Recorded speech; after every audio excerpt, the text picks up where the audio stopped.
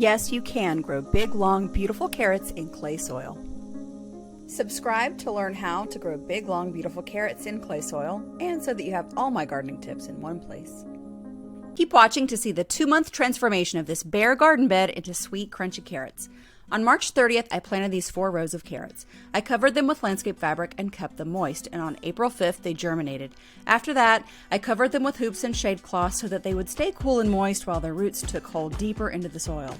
On April 25th, I thinned out this entire bed of carrots so that each carrot was only about 1.5 inches from the next carrot. And today, on March 29th, I'm harvesting these beautiful baby carrots. Over the next 3 weeks, I'll be harvesting this entire bed of full-size carrots. There are a couple of quick things you can do to get your garden bed ready for carrots. I'm doing them right now, so come along with me. The first thing I do is break up the soil with a broad fork. Next, I use biochar and blood meal.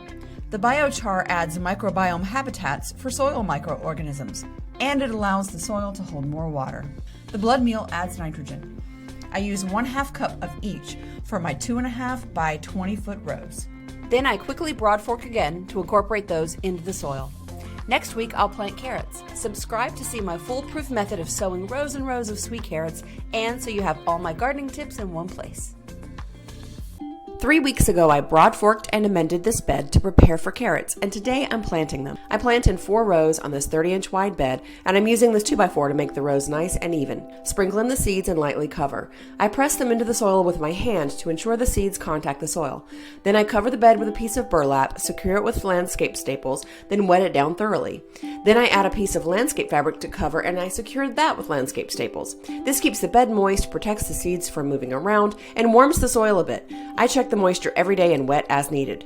Check every single day, and when you see a few seeds germinate, take this setup off completely and keep the seeds watered every day until they're all germinated. The next time you see these, they will be germinated. 6 days ago, I planted pelleted carrot seeds, covered them with burlap and landscape fabric, and then watered them twice a day. Today, they germinated. These pelleted Mokum carrot seeds took 6 days to germinate, which is the same number of days as the non-pelleted Napoli carrots that I germinated back in late March. I keep track of all this information so that I know how long things take to germinate during different times of the year, because it does change. I'll keep the landscape fabric on as a shade for about another 7 to 10 days. It only took 6 days for my carrots to germinate using my foolproof method. I checked every day, and now that I see tiny carrot seedlings, I took the burlap and landscape fabric completely off. For the next week, these wire hoops will hold the landscape fabric off the seedlings to shield them from direct sunlight. I'll water once or twice a day as needed, and after about a week, the landscape fabric will come off completely. 6 days ago, I put this sun cover over my carrot bed that had just started to germinate. Tomorrow, I'll take this cover off. The cover will have been on for 1 week, and it helps to shield the carrot seedlings from direct sun during the hottest part of the day, so the seedlings can establish those tender first roots without drying out. Join me in the next video when we thin these carrots to the perfect spacing. Want big, beautiful carrots? 3 weeks ago, I planted these carrots, and now they are ready to thin. Thinning carrots is when you physically pull out the extra seedlings that are too close together. This gives the remaining seedlings enough room to grow big, beautiful carrots. I thin carrots to where they are 1 inch from each other. It takes a bit of time, but it's worth it. And don't throw them away. You can eat what you thin out raw or on top of a salad. Inflation at the grocery store seems worse than ever, but you can fight back by growing your own carrots for pennies a piece using my foolproof carrot germination method. These carrots germinated 10 days ago, and it's time to remove the protective sunshade. Their touch-and-go period is over, and they're off to the races. Subscribe so you have all my gardening tips in one place. When it gets frosty, they actually turn sweeter because the cold makes them change some of their starches into sugar. You can leave carrots in the ground over winter like a natural fridge of sorts and dig them up just when you need them.